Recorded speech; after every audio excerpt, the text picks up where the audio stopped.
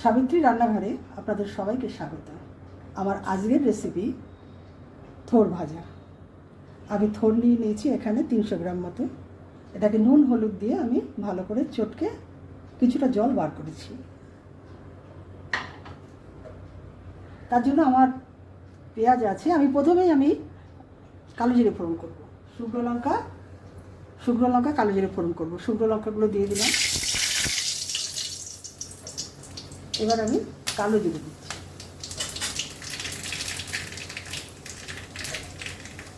পেঁয়াজ দিয়ে দিলাম।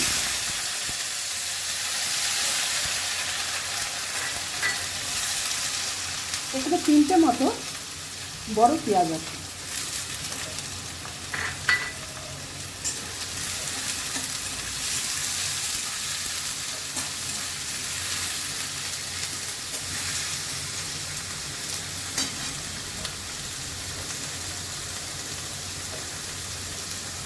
আমি চিংড়ি মাছগুলো এবার দিয়ে দেবো, একই সঙ্গে ভাজা হবে।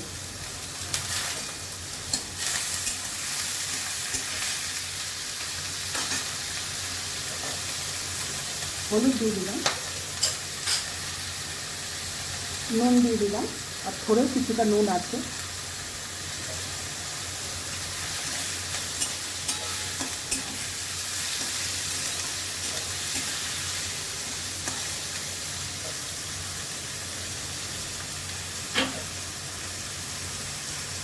এই থোড় ভাজাটা আমি পেঁয়াজ দিয়ে করছি, তো পেঁয়াজ একটু বেশি লাগে। এটা নিরামিষ করেও খাওয়া যায়। এবারে আমি একটু ঢাকা দিয়ে দেবো, এটা ভাজা হবে।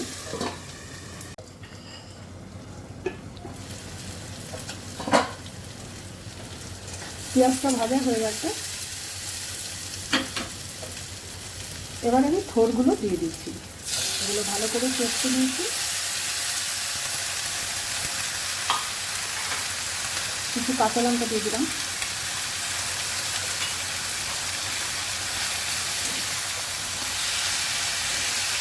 এটা একটু ঝাল ঝাল হবে, আপনারা যেমন খাবেন ঝাল তেমনই দেবেন।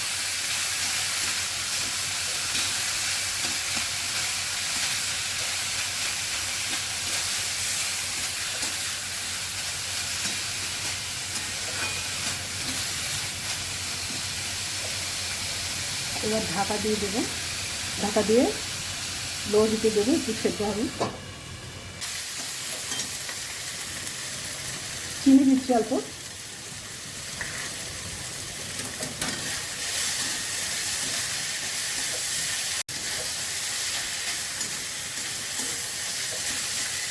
রান্নাটা আমার শেষের দিকে।